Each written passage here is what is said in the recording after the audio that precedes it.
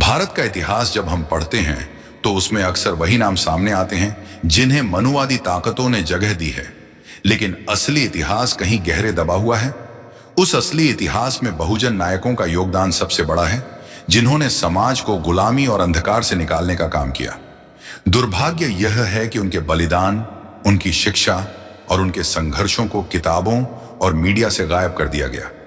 बहुजन नायक केवल इतिहास की घटनाएं नहीं हैं, बल्कि वे इंसानियत, समानता और न्याय की वे मशालें हैं जिनकी रोशनी आज भी रास्ता दिखाती है। रानी झलकारी बाई को ही देख लीजिए।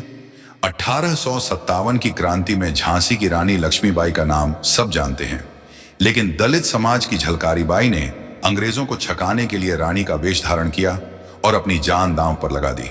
उन्होंने रानी की सुरक्षा के लिए बलिदान दिया, मगर उनकी गाथा इतिहास की किताबों से गायब कर दी गई क्योंकि वह बहुजन समाज से थी। यह अन्याय केवल झलकारी बाई के साथ नहीं हुआ, बल्कि उन हजारों बहुजन नायकों के साथ हुआ जिनकी बहादुरी से अंग्रेजों की नींव हिल गई थी। सावित्रीबाई फुले का नाम भुलाना तो अपराध है। उन्होंने वह काम किया जो उस दौर में नामुमकिन समझा जाता था। बहुजन और महिलाओं के लिए शिक्षा का दरवाजा खोलना इतना बड़ा कदम था कि उन्हें रास्ते भर गालियां, पत्थर और कीचड़ झेलनी पड़ी, मगर उन्होंने हार नहीं मानी और पहला स्कूल खोला। आज हम बहुजन समाज के बच्चे स्कूल और कॉलेजों में पढ़ते हैं तो यह सावित्रीबाई फुले की ही देन है। उन्होंने साबित किया कि कलम सबसे बड़ा हथियार है, लेकिन अफसोस कि उनकी गाथा बच्चों की किताबों में उतनी नहीं पढ़ाई जाती जितनी होनी चाहिए। शाहू जी महाराज जैसे शासक को भुला देना भी बहुजन समाज के साथ अन्याय है। वे कोल्हापुर के राजा थे, लेकिन उन्होंने राजपाट का इस्तेमाल अपने समाज की बेड़ियां तोड़ने के लिए किया। उन्होंने शिक्षा और नौकरी में आरक्षण लागू किया और कहा कि जब तक समाज को समान अवसर नहीं मिलते तब तक बराबरी का सपना अधूरा रहेगा। अगर शाहू जी महाराज जैसे शासक पूरे भारत में होते तो जातिवादी ढांचा कब का खत्म हो चुका होता। पेरियार ईवी रामासामी ने दक्षिण भारत में ब्राह्मणवादी वर्चस्व को खुली चुनौती दी। उन्होंने आत्मसम्मान आंदोलन चलाकर बताया कि इंसान को इंसान मानना ही सबसे बड़ा धर्म है। पेरियार ने जाति और अंधविश्वास के खिलाफ आवाज उठाई और समाज को सोचने का नया नजरिया दिया। उनके विचार केवल दक्षिण भारत के लिए नहीं, बल्कि पूरे भारत के लिए मार्गदर्शन है।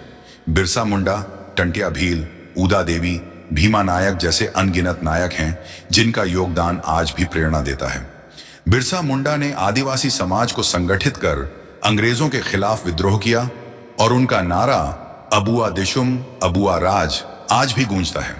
टंटिया भील को अंग्रेजों ने भारतीय रॉबिन हुड कहा क्योंकि वे अमीरों से छीन कर गरीबों को बांटते थे। ऊदा देवी ने 1857 की क्रांति में अपने प्राणों की आहुति दी और बहुजन वीरांगना का दर्जा पाया। बहुजन नायक केवल तलवार से ही नहीं, कलम से भी लड़ते रहे। फुले, पेरियार और बाबा साहब अंबेडकर ने विचारों की क्रांति शुरू की।